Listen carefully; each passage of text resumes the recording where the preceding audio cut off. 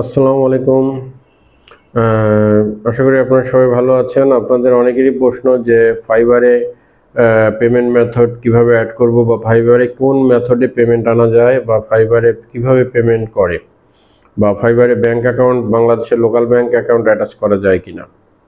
তো প্রথম কথা হচ্ছে যে না, বাংলাদেশে কোনো লোকাল ব্যাংক অ্যাকাউন্ট ফাইবারে ডাইরেক্টলি অ্যাটাচ করা যায় না। ফাইবারের পেমেন্ট মেথড দুইটা, একটা হচ্ছে আপনার ফাইবার রেভিনিউ কার্ডের মধ্যে ফাইবার পেনিওর পরে বাংলাদেশ থেকে পেনিওর আপনি অ্যাটাচ করতে পারেন। আর একটা উপায় হচ্ছে পেপাল। যেহেতু বাংলাদেশে পেপাল নাই, আমরা পেপালে ইউজ করতে পারবো না।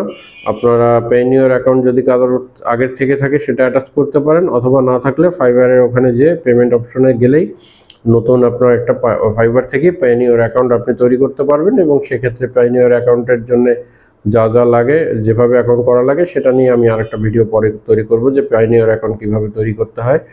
তো সে পাইওনিয়র অ্যাকাউন্টটা তৈরি করে সেখানে অ্যাটাচ করবেন। তখন পাইওনিয়র অ্যাকাউন্ট তৈরি হয়ে গেলে সেই অ্যাকাউন্টে আপনি বাংলাদেশের যে কোনো লোকাল ব্যাংকে অ্যাটাচ করতে পারবেন।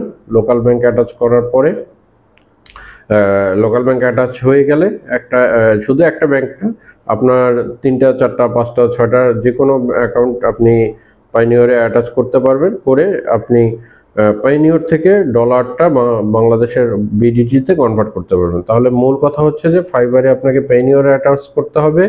পাইওনিয়র থেকে আপনার ফাইবার থেকে আপনি যখন ডলারটা ট্রান্সফার করবেন তখন পাইওনিয়রে ডলার হিসাবেই যাবে।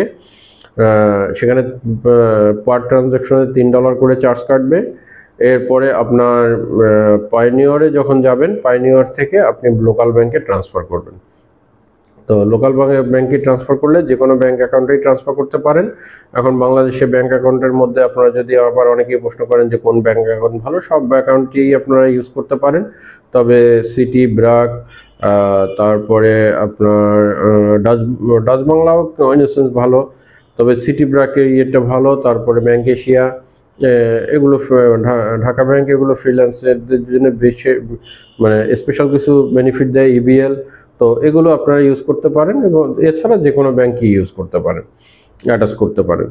তো তো তাহলে ওই যে লাস্ট ফাইনাল কথা, মানে ব্যাপারটা এটাই যে আপনি পাইওনিয়র থেকে ফাইবার থেকে ডাইরেক্টলি বাংলাদেশি কোনো লোকাল ব্যাংকে টাকা ট্রান্সফার বা ডলার উইথড্র দিতে পারবেন না।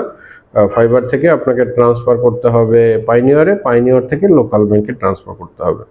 আর যাদের পাইওনিয়র আছে তারা ফাইবারে যখন নতুন অ্যাকাউন্ট করবেন অ্যাটাচ করে দিবেন। আর নতুন অ্যাকাউন্ট না থাকলে ওখান থেকে পাইওনিয়র একটা অ্যাকাউন্ট জেনারেট করতে হবে।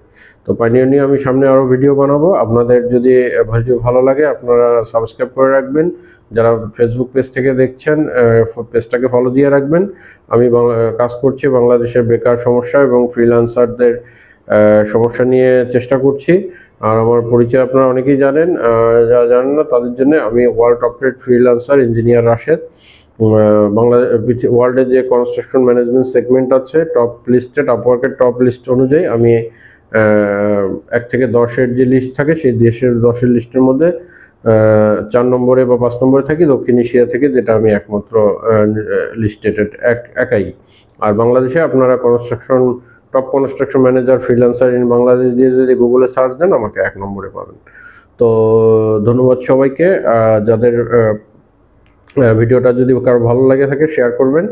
আর যেহেতু আমি দেশের বেকার তরুণদের নিয়ে কাজ করার চেষ্টা করছি, আমার এখানে কিছু কোর্স চালু থাকে। আপনারা আগ্রহী হলে আমাদের স্ক্রিনে দেখানো হোয়াটসঅ্যাপ নাম্বারে মেসেজ করবেন, আমাদের কোর্স সম্বন্ধে বিস্তারিত আপনাদেরকে জানানো হবে।